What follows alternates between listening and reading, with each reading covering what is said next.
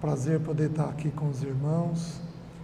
Esse tema é um tema bem especial, difícil, porque é um tema que mexe com feridas da gente, com problemas que a gente tem, com lutas que todos nós temos. Nós vamos ter 6 ministrações e eu estou pedindo para Deus graça de como dividir essas 6 ministrações naquilo que eu considero ser o mais importante para partilhar para vocês. Então o Senhor já deu uma certa clareza, então vamos iniciar, né? Vamos nos assentar aos pés do nosso bendito Senhor, amado Senhor, porque Ele é dócil, Ele é gentil, e por mais difícil que seja o tema, às vezes Ele é um Deus perfeito, que fala conosco com um zelo e um cuidado único, né? Como o irmão Cláudio já colocou essa noite. Vamos nos colocar de pé. Eu vou pedir para fazer o seguinte: vamos reunir de 2 em 2, 3 em 3, 4 em 4, se for preciso. Vamos levantar um clamor ao Senhor, todos nós. Vamos todos nós, de 2 em 2, 3 em 3, vamos orar ao Senhor por esse momento. Ora pela sua vida, pela minha vida, e vamos pedir graça e uma visitação do Senhor para nós. Pode levantar a voz aí em oração e depois eu vou orar por todos nós. Vamos lá? Ô Senhor, muito obrigado. O Senhor é um Deus único e é um Deus bom. O Senhor é um Deus perfeito. Somos o teu povo. Precisamos da tua ajuda e da tua visitação. Por isso, vem sobre nós e nos ajuda a sermos as pessoas que nós necessitamos ser. Vem sobre nós, fortalece-nos, ajuda-nos nessa noite. Visita cada um de nós nas suas dores, nas suas lutas, nos seus problemas, e dá-nos uma clareza de quem devemos ser, do que devemos fazer. Ó Espírito Santo de Deus, vem com a tua bondade e com o teu amor sobre as nossas vidas, para que o teu nome seja glorificado. Ó Espírito Santo de Deus, Senhor, te apresentamos essa reunião, apresentamos os nossos corações. Senhor, confessamos a indignidade que existe em nós, seja para falar, seja para ouvir a tua voz, mas Senhor, confiamos no teu amor e na tua misericórdia. Confiamos, Senhor, no teu longo ânimo e na tua bondade, e pedimos que o Senhor nos visite essa noite. Há muitas histórias aqui, marcadas, difíceis, sofridas, e pedimos que o Senhor nos abra a tua palavra e nos dê uma compreensão adequada de quem tu és e daquilo que necessitamos. Visita-nos, Senhor, para que o teu bom nome seja glorificado. Nós oramos em nome de Jesus. Amém. Amém. Pode sentar. Oséias capítulo 6. Na verdade a porção vem junto, então vai ser o capítulo 5, versículo 15 em diante. Oséias capítulo 5, começando com o versículo 15. Oséias é um livro de amor que fala de como Deus se relaciona como esposo conosco, com sua noiva. Ele ensina a respeito disso. Versículo 15, 5:15 diz assim: irei e voltarei para o meu lugar, até que se reconheçam culpados e busquem a minha face. Estando eles angustiados, cedo me buscarão, dizendo: vinde e tornemos para o Senhor, porque Ele nos despedaçou e nos sarará, fez a ferida e a ligará. Apenas estes 2 versículos. O Senhor é um Deus que faz feridas. Estranho, né? Ele é um Deus que não tem medo de nos ferir, porque Ele sabe que Ele mesmo vai nos curar. Ele é um Deus de poder, soberano, de determinação. Ele não tem medo de nos tocar. Ele não tem esse medo. O Senhor é tão poderoso que não tem medo até de nos entregar ao pecado. Salmo 106, versículo 15, não precisam abrir, ele diz assim: concedeu-lhes o que lhe pediram. Ele não tem medo de nos entregar o que a gente pede. Ele está se referindo ali a quando eles pediram carne e ele queria dar maná. Concedeu-lhes o que lhe pediram, contudo lhes fez definhar a alma. O Senhor não tem medo de tocar o seu povo ferindo. Por quê? Porque Ele sabe que Ele mesmo vai fazer a ferida, mas Ele vai prover o recurso de ligar a ferida, de curar a ferida, de restaurar a nossa vida. Se você voltar um pouquinho no capítulo 2, versículo 14, olha a profundidade do versículo. Diz assim: portanto, eis que eu a atrairei e a levarei ao deserto, e ali lhe falarei ao coração. Deus não tem medo de nos atrair aonde? Ao deserto. Ele não tem medo. Quem aqui, ano passado, viveu situações de deserto? Levanta a mão. Levanta alto. Isso. Deus nos atrai e nos conduz. Quem neste momento vive situação de dores e de deserto? Levanta a mão. Alto. Isso. Olá, meus irmãos. O Senhor, Ele pega o seu povo, inclusive nos levando ao deserto. Vocês se lembram do nosso bendito Senhor? Ele passa por aquela experiência linda e maravilhosa do batismo de arrependimento. Ele vai até João Batista, e João Batista vê que é o Senhor, e diz: Senhor, eu é que preciso ser batizado por ti, tu vens a mim? Vamos cumprir o que diz as Escrituras. E o Senhor, num ato de humildade, passa por um batismo de arrependimento. Do que o nosso Senhor precisava se arrepender? Nada. Mas eu vou te dizer, 3 anos depois ele seria colocado numa cruz. E o meu e o seu pecado seriam colocados no ombro dele. Sabe o que ele fez? Mostrou para nós como é que a gente lida com o pecado. Com o pecado a gente se arrepende antes de cometê-lo. Antes de cometê-lo. Nós nos arrependemos depois. Ele se arrepende, mostra para nós como é que se lida com o pecado, se arrependendo antes. Só que aí vem a voz do Pai, uma santa e bendita voz: este é meu, é filho, é amado, nele eu tenho todo o meu prazer. A seguir, foi o Senhor levado pelo Espírito O Filho foi levado ao deserto. Você acha que eu e você não vamos? Você tem dores? Tem lutas? Tem desprezo? Tem rejeição? Tem necessidade? Tem solidão? Tudo isso faz parte do pacote do deserto. A gente põe muita coisa no deserto. Muita coisa pode ser incluída no deserto. O Senhor nos toma pela mão e nos leva ao deserto.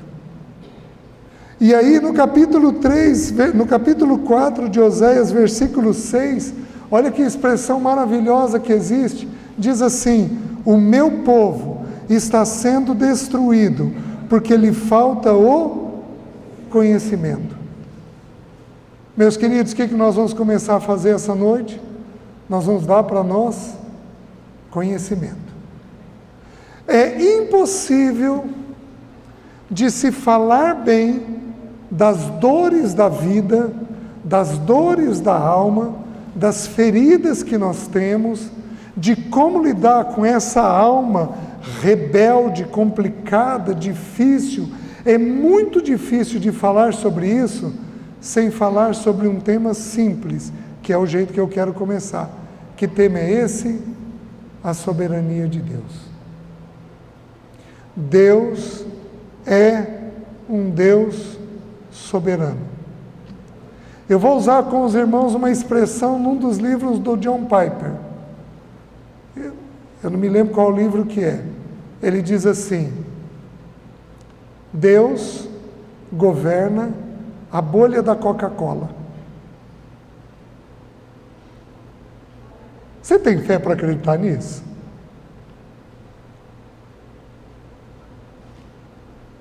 Você tem fé nisso?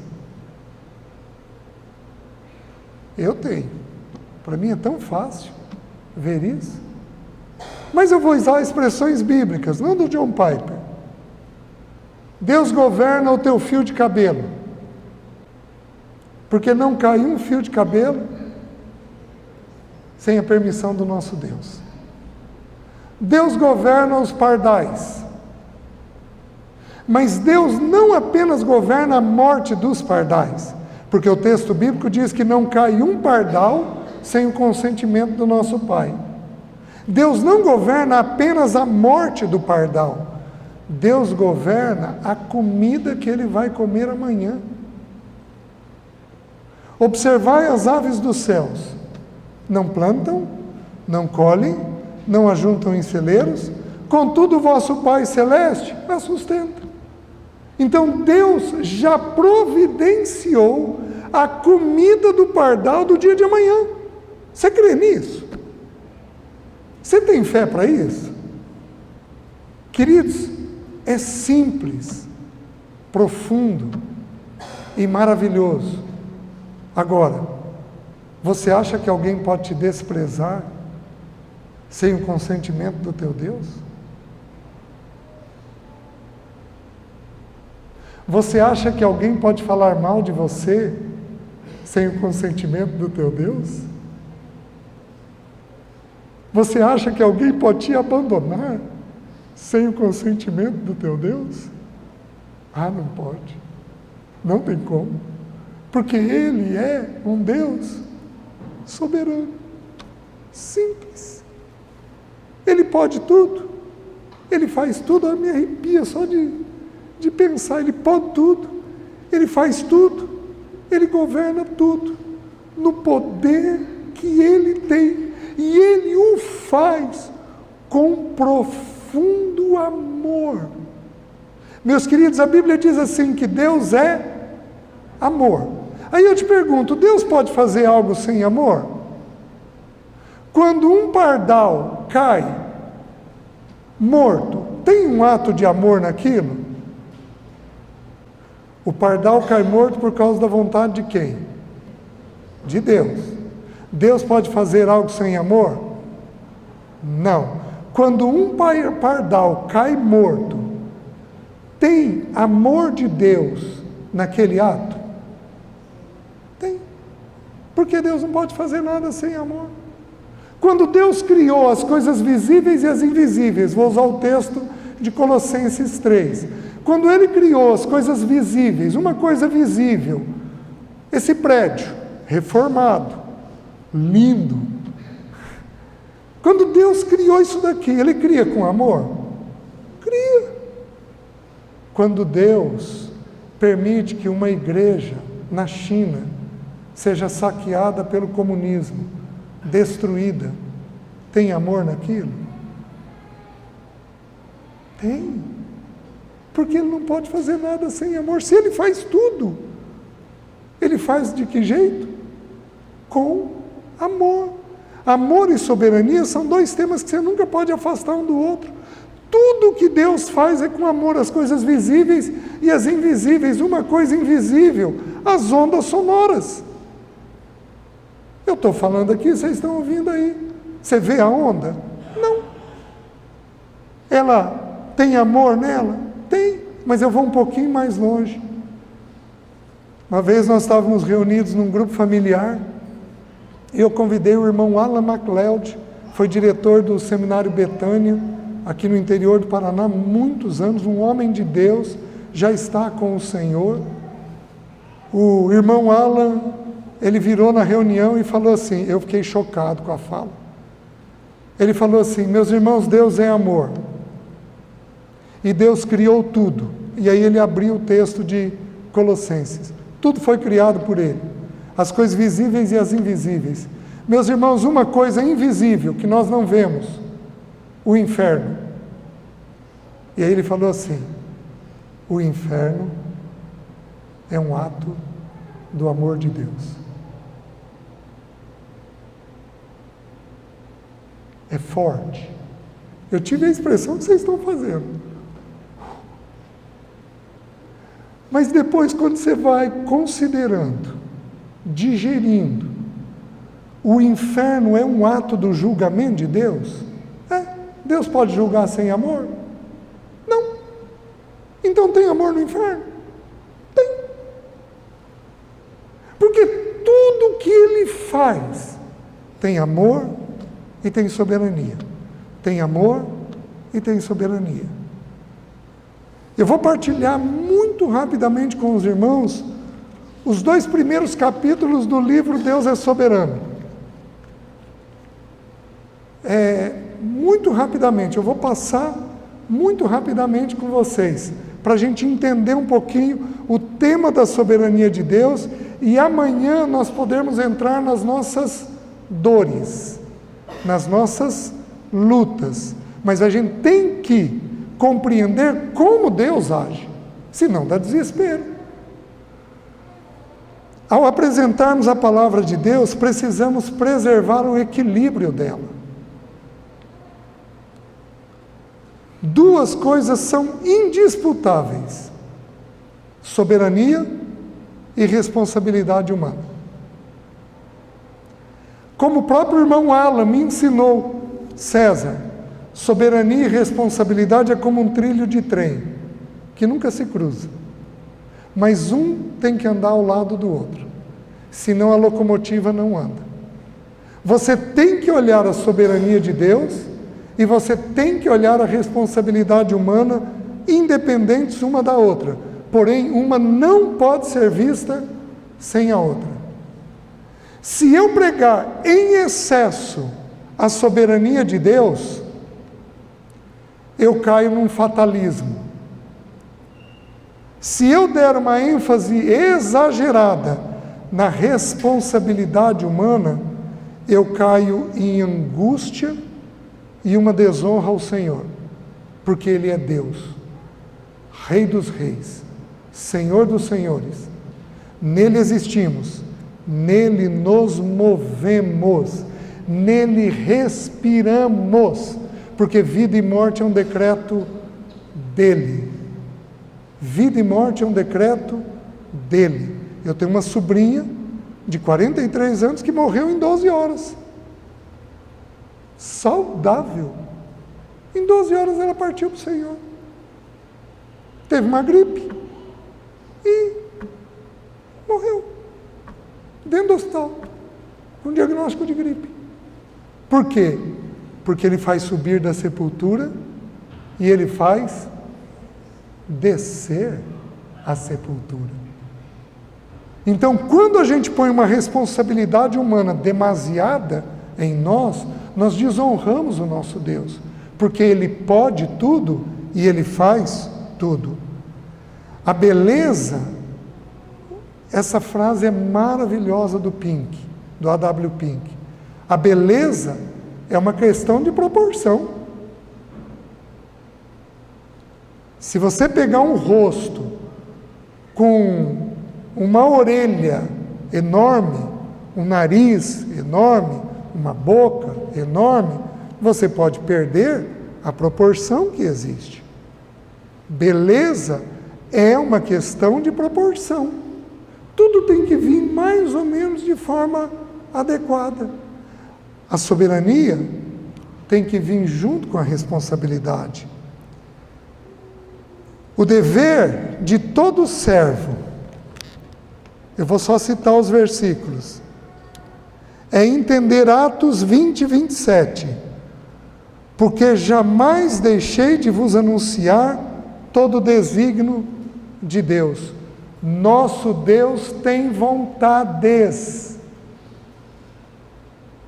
Nosso Deus tem vontades. Para o crente e para o ímpio. Esses dias eu estava na casa da minha mãe, que faleceu, e fui conversar com um vizinho, e ele...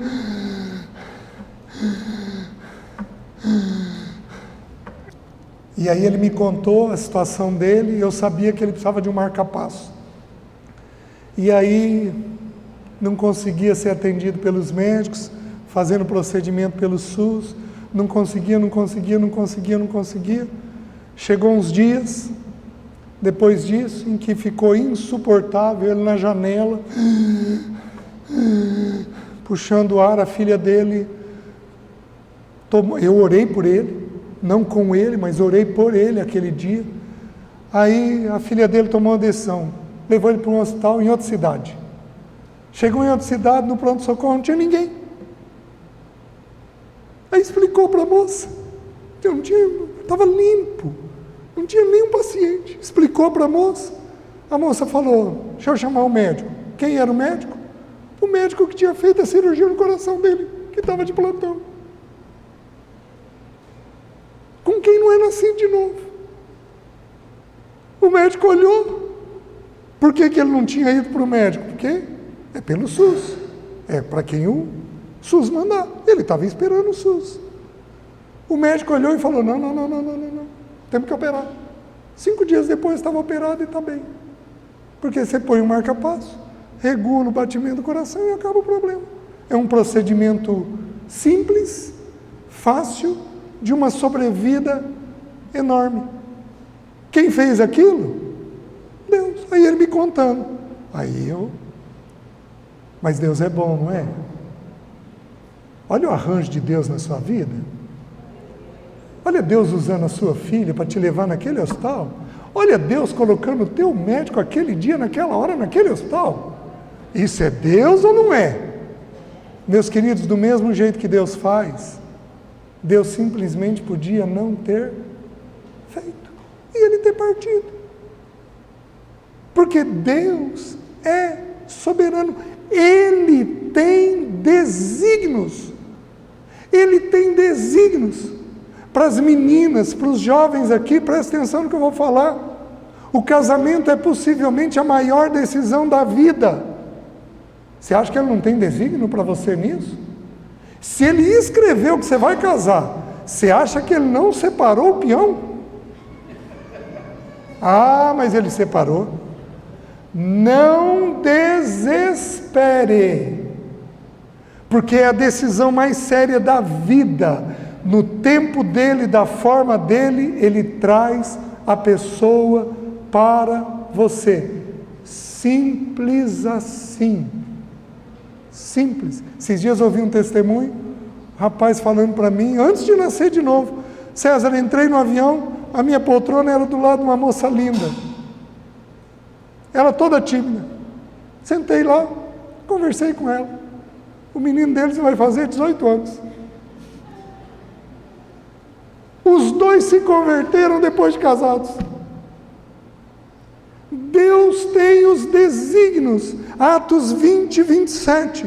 Porque não deixamos de vos anunciar todo o desígnio do Senhor. Ele tem o desígnio do tempo. Ele tem tempo para todas as coisas, porque Eclesiastes capítulo 8, versículo 5, diz assim, 5 e 6, o sábio sabe discernir o tempo e o modo, porque para todo propósito debaixo do céu há tempo e modo. Eu agonizei anos porque eu não tinha uma moradia, anos, até que um dia numa esquina, na Avenida Paraná Coronel Alves, o Senhor me visitou lá em Maringá. E o Senhor falou de forma limpa e simples assim para mim. Filho, eu preciso que você entenda que enquanto eu quiser que você pague aluguel, eu vou te dar o dinheiro. E o dia que eu quiser que você tenha alguma coisa, eu vou te dar o dinheiro. Pronto. Saí dali curado.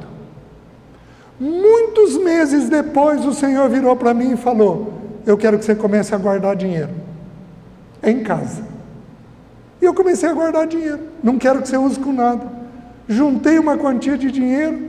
Foi o dinheiro que a gente deu a entrada no apartamento para pagar ele em 1 ano. Porque Ele tem desígnio em todas as coisas, inclusive o desígnio do deserto. Inclusive o desígnio do deserto. Porque o deserto de alguns é de 1 ano. Porque o deserto de alguns é de 1 mês. Porque o deserto de alguns é de 10 anos.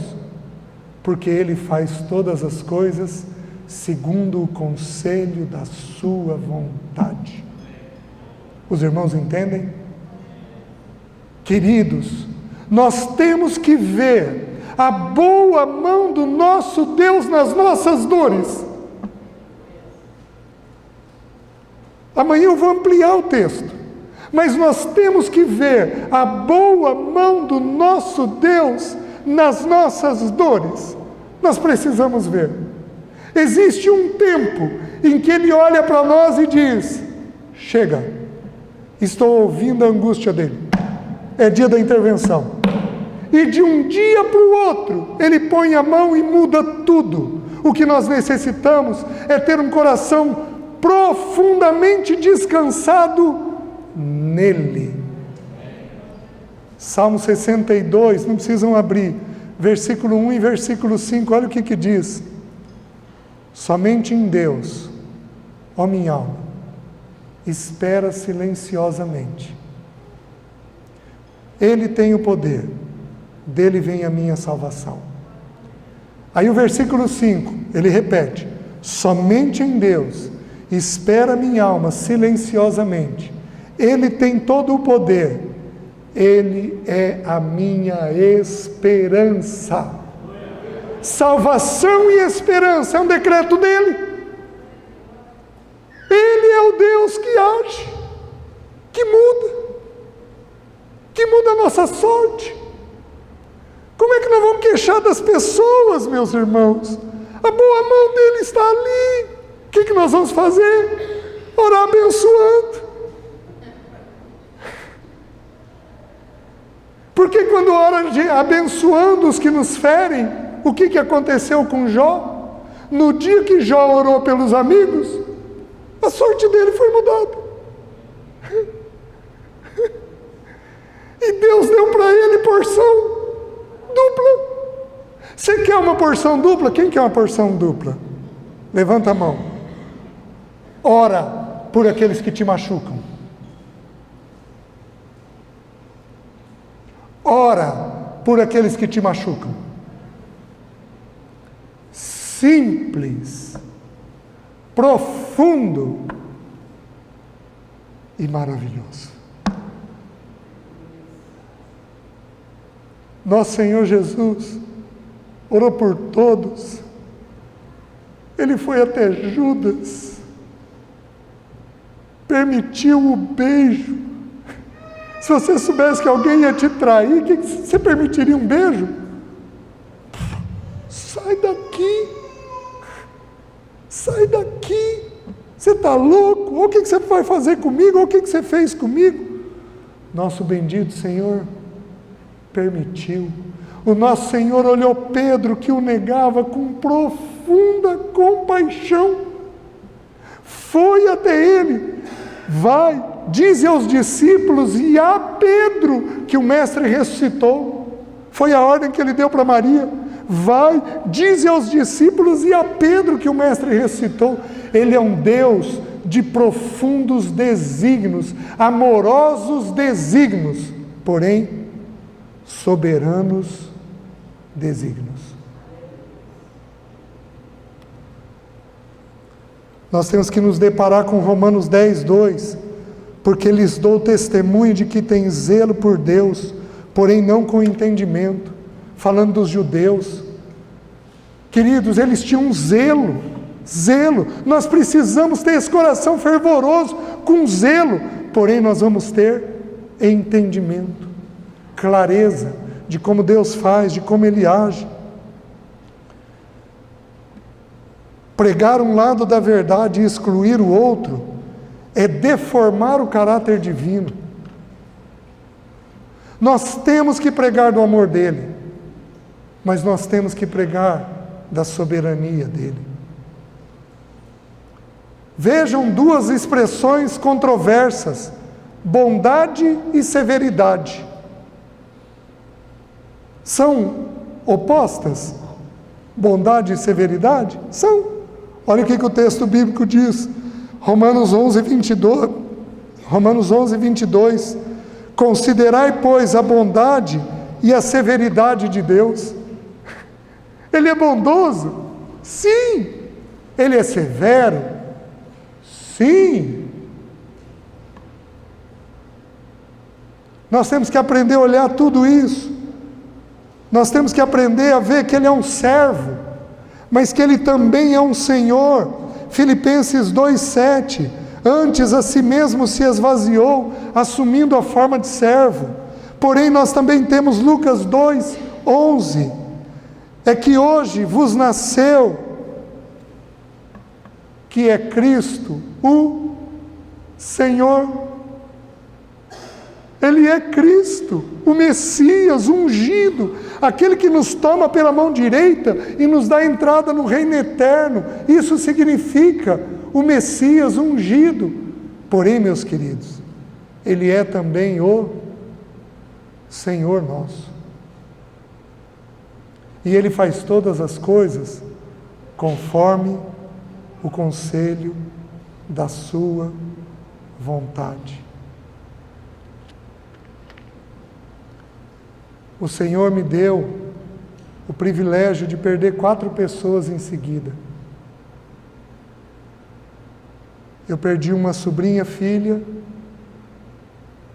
perdi a Alessi, perdi a minha sogra, perdi a minha mãe. Quem sou eu para queixar? Conversei com uma senhorinha que perdeu o marido e os 2 filhos. Ficou sem nada. A igreja teve que montar a casa inteira, porque ela perdeu tudo por uma disputa que teve. A igreja cuidou dela, visitou ela. Quem sou eu para queixar? Sempre existe uma dor mais alta que a nossa, sempre, e a mais alta de todas foi a do nosso Senhor. Uma dor excruciante, alucinante. Ele suou sangue, uma coisa raríssima de acontecer, hematidrose, onde a ansiedade ela é tão alta, a angústia é tão alta, o desespero é tão alto, que vai rompendo na pele todos os vasos sanguíneos. O nosso, quando nós temos uma ansiedade, a mão sua, porque pega a primeira camada. A do nosso Senhor pegou a última camada e rompeu os vasos sanguíneos. Por quê? Porque Ele ia ser separado do Pai, por amor a mim e a você. Meus queridos, não há dor como a do nosso Senhor. Não há dor como a do nosso Senhor. Se o tempo nos permitir, nós vamos estudar isso. Nós temos a nossa carga, mas nós também temos a carga dos outros. A Bíblia diz em Gálatas 2,6, levai as cargas uns dos outros. 6,2. Depois Gálatas 6,5, cada um levará o seu próprio fardo. Quando você estuda os originais dessa palavra, olha que interessante. Quando diz cada um levará o seu próprio fardo, sabe o que é a palavra fardo ali? Pacotinho. Olha o meu fardo. Um pacotinho. Mas quando diz levai as cargas uns dos outros, sabe o que é a expressão carga ali? Pacotão.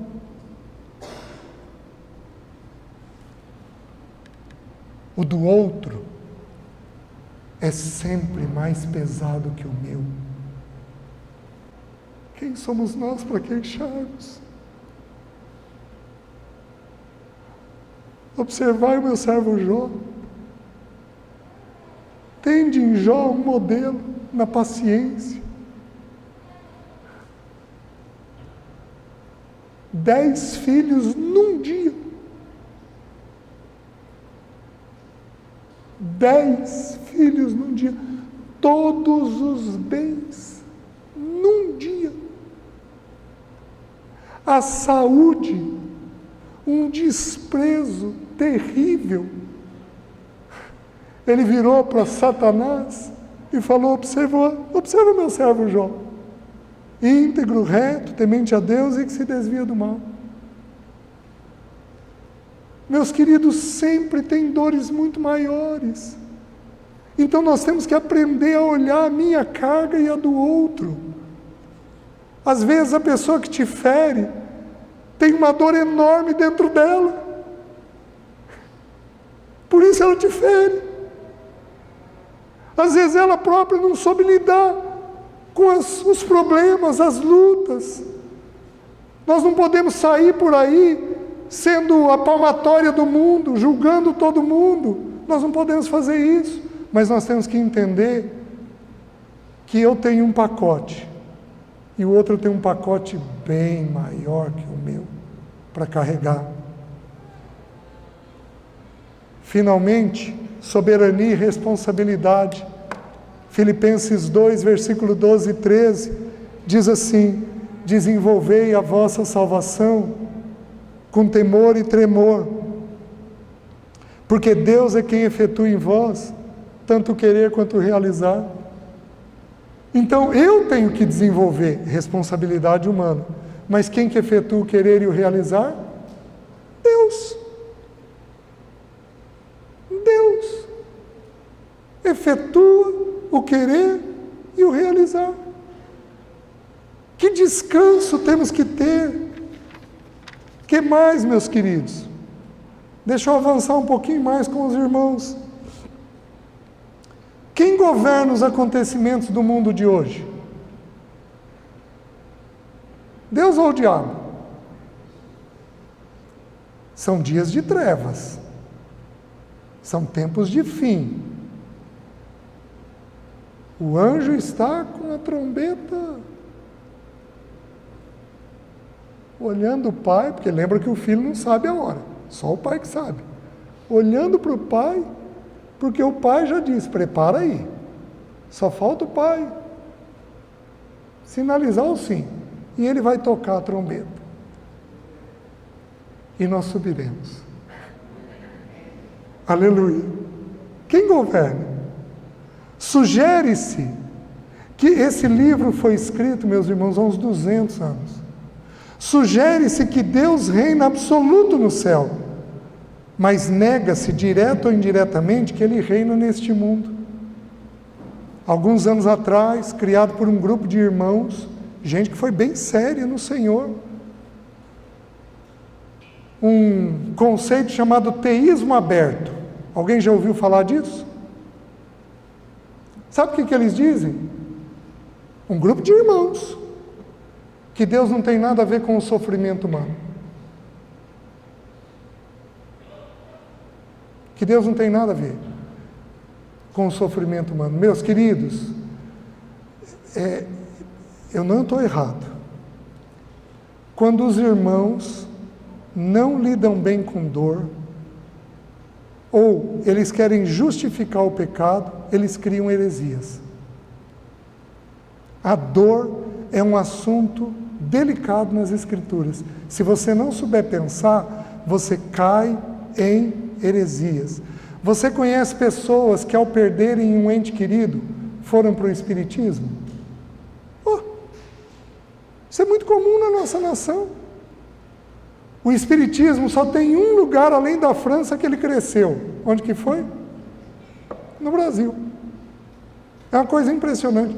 Você sabe qual é o estado do nosso país com mais centro espírita, mais terreiro de macumba? A gente acha que é a Bahia, né? Rio Grande do Sul. Um estado culto, com o maior número de terreiros de centro espírita do país. Minha filha se mudou para lá. Ela falou: pai, que coisa que é isso daqui, uma batalha espiritual constante nessa região, uma coisa impressionante. Por quê, meus queridos? Porque as pessoas não lidam com dor, e aí elas querem a todo custo um alívio das dores. Nega-se pelas teorias que Deus criou tudo e controla tudo por sua ação pessoal e direta, mas afirma-se que tudo é regido pelas leis da natureza ou pela responsabilidade humana. Meus queridos, é um tema perigosíssimo, mas perigosíssimo. Deus é soberano. Ele governa o fio de cabelo, Ele governa o pardal, Ele governa a sepultura. E como diz o nosso querido John Piper, Ele governa a bolha da Coca-Cola. Então, quando os irmãos forem tomar uma Coca-Cola hoje, pensem que você está usufruindo da vontade de Deus. Oh Deus, essa bolha tão gostosa que passa pela garganta, é o Senhor quem está governando. Ele quem deu inteligência para o homem criar aquilo. Atribui-se ao diabo aquilo que procede de nossos corações. E nós esquecemos o que Marcos 7, 20 nos ensina. O que nos ensina? Porque de dentro do coração do homem é que brotam. E aí tem uma lista enorme. Ao olharmos o mundo, o que nós vemos? Estas coisas nos dão a impressão de que Deus domina? Meus queridos, a impressão é de que não há Deus. Essa é a impressão. O fato é que há Deus. E Ele governa sobre tudo e todos. 2 Timóteo 3,13. Mas os homens perversos e impostores irão de mal a pior, enganando e sendo enganados. Vocês lembram o Putin estacionando o exército do lado da Ucrânia? O que ele disse em fevereiro do ano passado? É um exercício militar, é um exercício militar, é um exercício militar, é um exercício militar. Mente tanto que possivelmente não sabe mais separar a mentira da verdade. Ele acredita que era um exercício militar. É óbvio que não. Ele invadiu a Ucrânia. Mas a Bíblia disse que os homens iriam enganando e sendo o general dele, aquele general daquele exército paralelo, enganou ele. Enganando e sendo enganados. É o que a Bíblia ensina.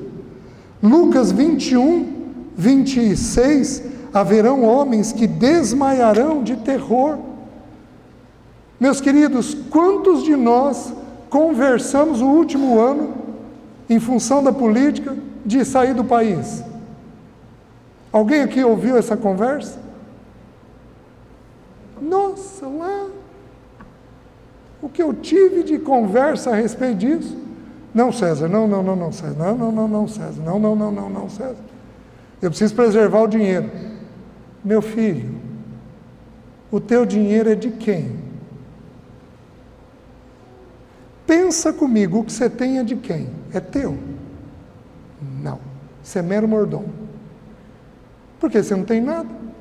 Ou você está esquecido que você veio nu e vai voltar nu. Você já viu o caminhão de mudança seguir cortejo?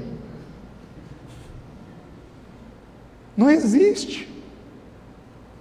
Você sabia que o paletó que você compra nessas casas funerárias só tem a frente? Não tem as costas? Porque não é necessário. É um paletó esquisito para danar, né? Meus queridos, porque a gente veio nu e vai voltar nu. Por isso que nós temos que observar Jó. Porque o que ele diz quando perdeu os 10 filhos e todos os bens? O Senhor o deu, o Senhor o tirou, louvado seja o nome do Senhor. Sabe o que nos ensina Hebreus? Que os irmãos tinham que os irmãos tinham por gozo o espólio dos seus bens. Eles tinham por prazer o espólio dos seus bens. Oh, meus queridos, nós precisamos de fé para crer que Ele é soberano e amoroso em tudo que faz. Hoje no mundo predomina-se o pecado, tronos cambaleiam, os povos são revoltados, a democracia não é segura, a democracia não é segura, mas Deus está nela também. Vocês lembram do Hugo Chávez? Meus queridos, na época do Hugo Chávez, o exército, a marinha russa veio fazer exercícios militares no mar deles. Ali na Venezuela, nossos vizinhos. Ele começou a ter contato com todos os líderes do continente, porque ele programava um projeto sul-americano. O que Deus fez? Recolheu ele. Simples. Porque ninguém pode intentar contra Deus. Agora, se Deus tem o desígnio, Ele usa um faraó da vida. Sem medo. Ele usa um faraó da vida. Ele usa alguém que endurece o coração contra nós. Ele usa isso. Sempre num ato de amor conosco. Predomina hoje a agitação e a inquietação. Ao olharmos para a igreja, o que nós vemos? Deus pode estar governando isto na igreja? Meus queridos, quanta heresia não está sendo pregada?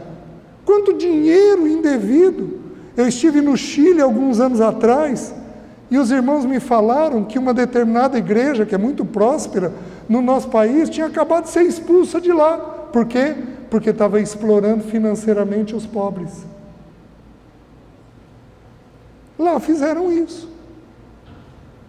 Eu falando com um irmão missionário, ele virou para mim, eu perguntei, mas irmão, por que o irmão foi tão firme com as pessoas, César, com os líderes? Porque aquilo não tinha glória de Deus no que eles estavam fazendo. E eu precisava defender a glória de Deus. Eu virei para ele e falei assim, irmão, deixa eu te fazer uma pergunta. Deus defende a glória dele? Deus sai por aí batendo em todos aqueles que enxovalham o nome dele? Não. Porque Deus sabe quem ele é. A glória dele ninguém tira, mas ele não sai por aí desesperado, porque ele é um Deus soberano. Isaías 53:3 diz que o nosso bendito Senhor Jesus era rejeitado e o mais desprezado, homem de dores. Como nós não vamos pregar esse evangelho? Quem aqui foi desprezado do ano passado para cá? Levanta a mão. Levanta alto. Tem pouquinha gente. Eu acho que deve ter mais. Eu podia perguntar, quem andou desprezando outros? Mas não vou fazer isso ainda, porque a regra é muito simples. Nós somos feridos, mas nós também ferimos. Tem um autor, que eu não me lembro quem que é, eu acho que é o Spurgeon, mas eu não tenho certeza, que diz que o nosso coração é um inferno em miniatura. A gente é ruim. A gente é bem ruim. Você está me entendendo? A gente mata, Se precisar, a gente mata. Aliás, a gente mata. Você falou mal de alguém esse ano?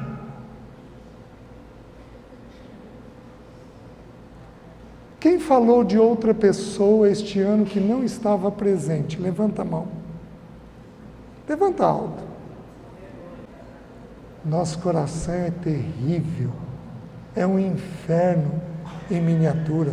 Sabe qual é a boa notícia, meus irmãos? A gente fala mal dos outros segundo o que está no nosso coração. Você sabia que você não pode julgar o outro a não ser baseado no teu próprio coração? Quem se lembra do Jim Swaggart? Meus irmãos, vocês pegam as últimas mensagens dele, mas ele descia o sarrafo nas prostitutas. Qual era o problema que ele estava tendo? Com prostituta. Porque a gente julga os outros segundo o que está dentro de nós.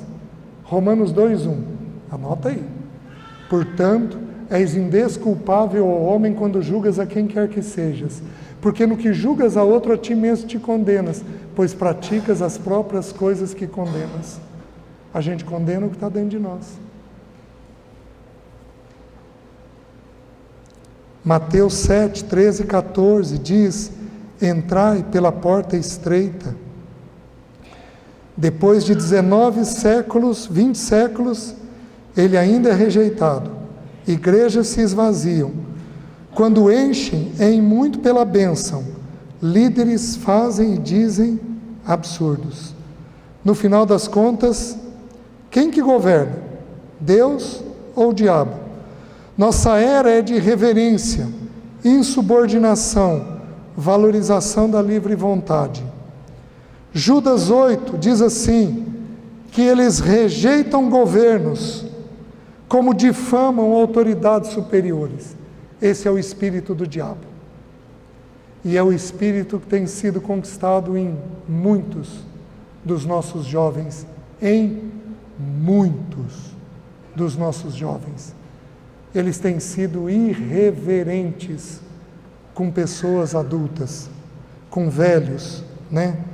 2 Timóteo 3, de 1 a 5, sabe, porém, isso, que nos últimos dias sobrevirão tempos difíceis. Pois os homens serão, sabe quais são as duas primeiras coisas? A primeira, egoístas. A segunda, avarentos. Tudo é por dinheiro. Gente, nós os mais velhos sofreremos. Quem aqui tem problema, está tendo problema para encontrar gente para trabalhar? Quem está tendo esse problema, levanta a mão. Sabe por quê? Porque os jovens vivem uma geração... Você sabia que tem aplicativo de leitura, que o aplicativo lê a sua pupila e você não tem que mudar de página? Na minha época, eu sou de quando a TV entrou no país, a preto e branco. Meu pai gostava de tudo que era moderno, comprou a TV logo. Como é que a gente assistia a TV? Você ia até ela, levantava a antena, ficava mexendo. Quem pegou essa época? Levanta a mão. Você ficava mexendo, colocava um bombril ou um garfo para ver se o sinal melhorava, achava a posição, ficava segurando a antena e assistindo a tela assim. Estou certo? Olha o esforço que a gente tinha que fazer para assistir TV. O que um jovem faz hoje? Jornal Nacional. Quer dizer, jovem não vê Jornal Nacional. Estou errado. Estou julgando ele segundo eu mesmo. Vocês estão entendendo? Ele cita lá, o que um jovem cita? Alguém, um jovem, me ajuda aí. YouTube. Uma série Netflix. E aí, que série que vocês assistem, jovens? Vocês não querem falar, mas vocês sabem. E aí, gente, você fala. Vocês estão me entendendo? Você fala. Então, o que aconteceu com essa juventude? não tem vigor, porque tudo é fácil. Ô querido, vai lá na esquina buscar um pão. Ai, mãe, por que a senhora não comprou no mercado? Estou certo? Egoístas. Pais, é que uma hora a gente fala sobre disciplina de filhos. Filho tem que ser colocado para fazer coisa.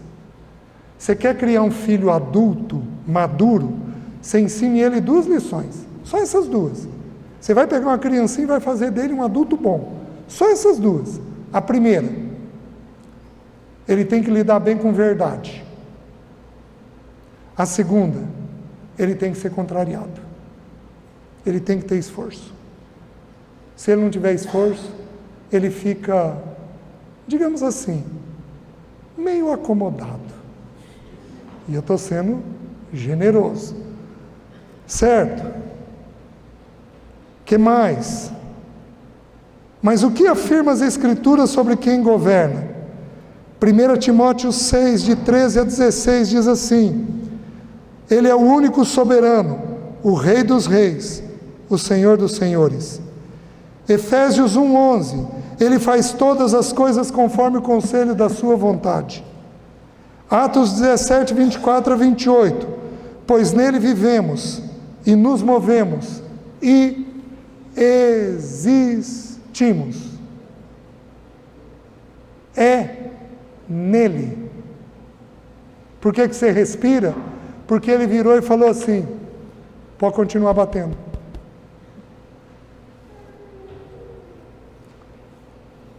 Quem aqui tem medo da morte? Levanta a mão. 3. Você está de parabéns. Meu irmão. Vamos de novo. Quem aqui tem medo da morte? Levanta a mão. Levanta alto. Quem aqui já teve crise de ansiedade e achou que estava morrendo do coração? Levanta a mão. É só saber fazer a pergunta, né? Já melhorou.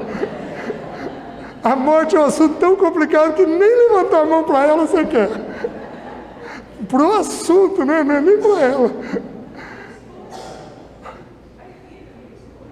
Presta atenção no que eu vou te falar. Você sabia que Deus contou o número dos teus dias? Salmo 139, versículo 16. Tu me vistes a substância ainda informe no ventre de minha mãe. E no teu livro foram escritos todos os meus dias, cada um deles escrito e determinado quando nenhum deles havia ainda. Querido, você não vai morrer um dia antes do que Deus escreveu. Só que presta atenção, você também não vai morrer um dia depois. Vai ser no dia que Ele escreveu. E presta atenção, este é um santo dia, um belo dia, um bendito dia, porque é o dia em que nós o veremos como Ele o é. Amém? Quem aqui já teve medo da morte? Melhorou. Vai correr que tudo é do jeito que a gente pergunta e vai apresentando. O que mais, meus queridos? Romanos 8, 28. Porque todas as coisas cooperam para o bem daqueles que amam a Deus. Romanos 11, 36. Porque dele, e por meio dele, para ele são todas as coisas. A ele, pois, eternamente a glória. Meus queridos, 1 Pedro 1,19, temos assim, tanto mais confirmada a palavra profética, porque jamais qualquer profecia procedeu da nossa elucidação, tudo vem dele, ele é tudo, ele te ama, ele tem profundo amor, quando Ele faz uma coisa boa e quando Ele faz uma coisa difícil, Ele tem profundo amor por você. Ao invés de começarmos com o homem, devemos sempre começar com Deus. Como é que a Bíblia começa, meus queridos? No princípio, criou Deus os céus e a terra. A Bíblia não começa com o homem. A Bíblia sempre começa com Deus. Então, ao olhar a sua vida, você precisa começar com Deus. Deus, o Senhor é poderoso nisso que está acontecendo na minha vida. O Senhor sabe onde está me levando, porque o Senhor detém todo o poder.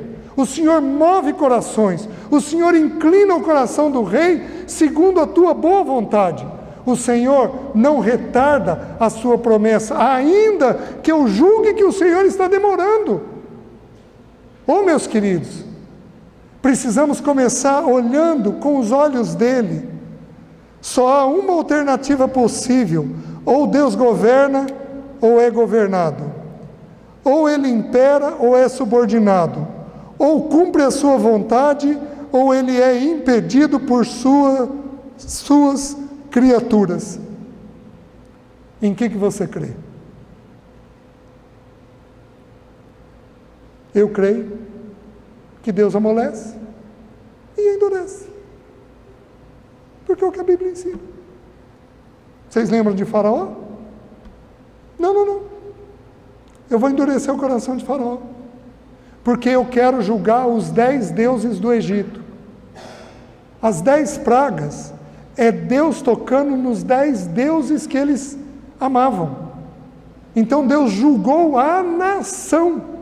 E para poder julgar os 10 deuses, o primeiro era o Nilo, que eles adoravam o Nilo. O último eram os primogênitos. E Deus tocou em todos os primogênitos, menos nos de Israel, que tinham a marca nos umbrais das portas. Então, assim, ele endurece quem ele quer. Ele endureceu o Faraó por quê? Ele endureceu o Faraó para que Faraó fosse um servo dele. E ele pudesse, então, cumprir os desígnios que ele tinha. Meus queridos, em quem você crê? Hebreus 11, versículo 6. Hebreus 11, versículo 1 vai dizer que a fé é a certeza das coisas que se esperam e de fatos que não se veem. E aí o versículo 6, 11:6 vai dizer assim: importa que aquele que se aproxima de Deus creia que Ele existe e que se torna galardoador dos que o buscam. Amém? Amanhã vamos falar um pouquinho sobre as dores. De onde elas vêm, por que elas vêm, o que fazer com elas. Então amanhã à tarde, acho que é isso, né? Nós vamos começar. Se coloca de pé, por favor. Deixa eu ter mais uma palavra de oração. Curva a sua cabeça, abraça quem está do seu lado aí, se for possível.